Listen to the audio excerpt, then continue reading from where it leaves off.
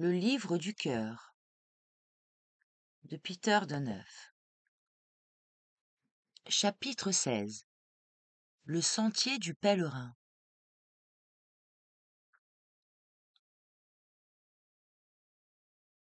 À vous qui cherchez à améliorer votre vie.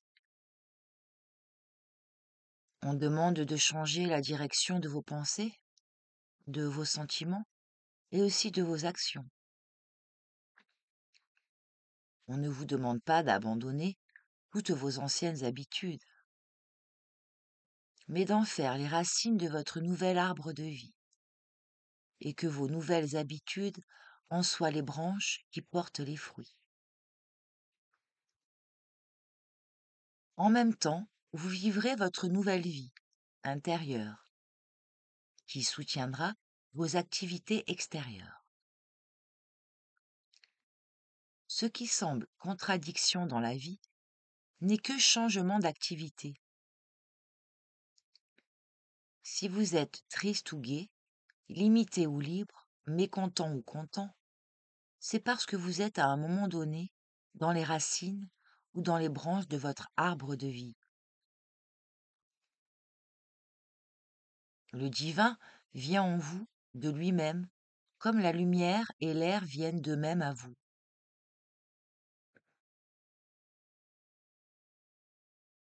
Il vous suffit de changer la direction de vos pensées et de vos désirs pour trouver le divin, pour recevoir dans de bonnes conditions ce qui est humain. On doit d'abord recevoir ce qui est divin. L'humain est nécessaire, mais secondaire. À chaque âge de la vie, une pensée fondamentale vous dirige et vous aide. Suivez-la avec élan. Voici un exemple qui vous démontrera ce qu'est le divin. Une pauvre petite orpheline, qui aimait beaucoup la musique, apprit qu'un grand virtuose violoniste donnait un concert dans sa ville. Elle aurait bien voulu l'entendre, mais ne pouvait se payer une place trop chère pour elle, et ne trouvait personne qui puisse l'aider. Cependant, poussée par son grand désir de l'entendre, elle alla jusqu'à la porte de la salle d'audition et attendit. Le concert terminé, le violoniste trouva là notre petite fille, les larmes aux yeux. Il lui demanda la raison de son chagrin. « Je suis venu pour vous entendre jouer de la belle musique, mais je n'ai pu entrer, je n'avais pas d'argent. » Le musicien prit l'adresse de la fillette, il s'y rendit le lendemain et donna un concert pour elle seule, spécialement. Sachez bien que si vous avez, vous aussi, ce grand élan vers le divin, ce grand désir de tout être, de tout votre être, le grand violoniste, l'éternel virtuose, viendra aussi chez vous. Et il vous fera entendre la majestueuse symphonie de la vraie vie. Seul l'amour de Dieu donne la plénitude de la vie. Le bien est à la base de la nouvelle vie et sa pratique vous libérera de toute contradiction. Vous vous attendez tous à ce que la vie s'améliore. Le monde s'améliore en effet. Le mal sera désarmé. Il perd déjà de sa force.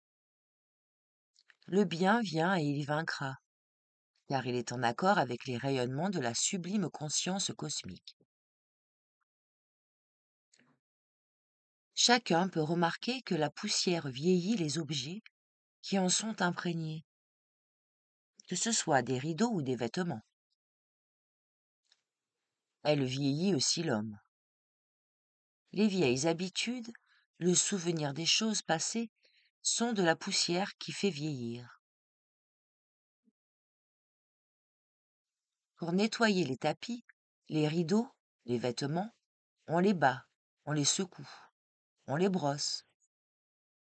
Il en est de même pour vous. La nature vivante vous fait parfois donner des coups d'éponge et de brosse, vous fait passer par des secousses douloureuses, par des difficultés de toutes sortes, afin de vous débarrasser de tout ce qui est vieux en vous et de vous permettre ainsi de rajeunir. Vous en souffrez parce que vous ne savez pas que la sage nature vous a préparé de nouvelles possibilités. Si vous conservez la paix et la foi pendant ces changements et ces difficultés, vous aurez la joie de sentir que vous en sortez renouvelé aussi bien de corps que d'esprit. Tout le monde tend vers la jeunesse parce qu'elle apporte de nouvelles conditions de vie. N'ayez donc pas de regrets pour vos vieilles habitudes, pour la poussière que les coups d'éponge enlèvent de votre être. Mais faites-le vous-même, volontairement, autant que possible, avec amour, foi et allégresse. Vous vous éviterez ainsi beaucoup de secousses inutiles. Une vie nouvelle commence, mais tout ce qui est vieux doit d'abord être rejeté pour être remplacé. On vous offre les conditions pour cette nouvelle vie. Mais de votre côté, vous devez renoncer aux vieilles richesses, aux valeurs périmées des siècles passés. Aujourd'hui, dans le chemin de la conscience collective, nous avons besoin de richesses plus réelles et plus stables, les richesses qui ne s'acquièrent que dans le complet renoncement au vieux moi. Il n'est pas facile de se libérer de la vie ordinaire où vous êtes plongé et de se diriger vers le chemin de l'élévation,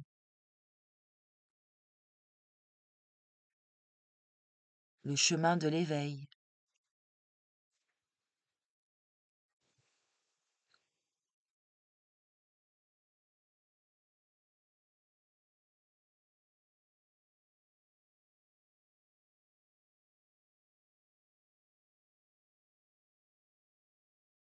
Du lien avec des principes divins. C'est un problème ardu.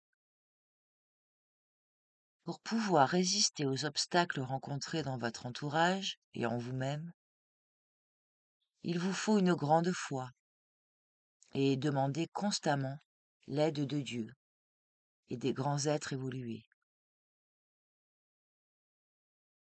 Sans leur aide, vous ne pourrez pas vous libérer de la continuelle influence du milieu où vous vous trouvez, de la matière dense dans laquelle vous vivez, qui se manifeste sous des formes si différentes. L'accablement est dû aux influences matérielles environnantes. La prière et la contemplation en seront le remède que vous devez pratiquer chaque jour. Pour ne pas succomber, il faut vous accorder de brefs moments de profond isolement intérieur, en communion avec le Créateur. Pendant ce temps, n'oubliez pas de fermer les portes de votre âme au monde extérieur, aux inquiétudes du milieu.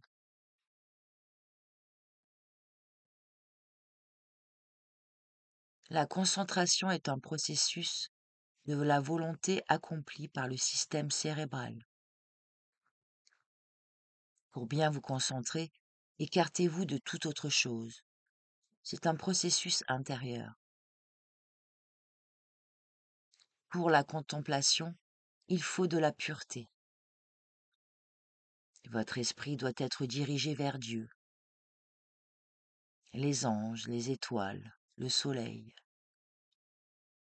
Votre pensée, votre aspiration, qui monte vers l'esprit universel, seront remplies d'amour et de gratitude. Le travail sur vous-même, pour vous perfectionner, doit être soutenu par la prière. Elle vous unit aux êtres qui vous aident et sans eux, vous ne pourriez rien. La prière vous donne la lumière qui vous aide à saisir ce qui peut faciliter vos problèmes. Un jour, un ouvrier qui était dans le besoin, passa sous les fenêtres d'un banquier et y trouva un sac plein d'argent. Il le prit et dit: Le Seigneur a dit à cet homme de laisser cet argent pour moi. Dieu nous a bénis, dit-il à sa femme. Nous ne sommes plus pauvres. Le soir, quand il voulut faire sa prière, c'est le sac d'argent qui apparut devant ses yeux. Sa pensée n'allait pas plus loin, si bien qu'au bout d'une semaine, il restitua l'argent au banquier en lui disant: Reprenez votre argent pour que je puisse prier Dieu librement. Préparez en vous et autour de vous le chemin du bien avec une grande sincérité et toute la pureté de votre cœur.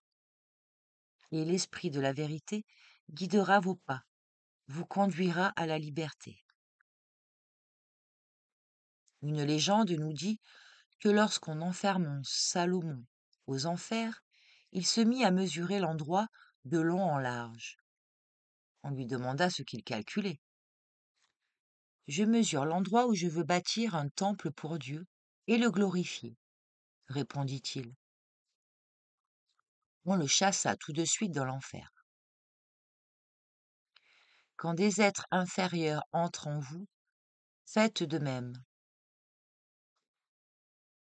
Prenez les mesures pour bâtir un temple à Dieu, c'est-à-dire ayez des projets divins dans votre intellect et dans votre cœur.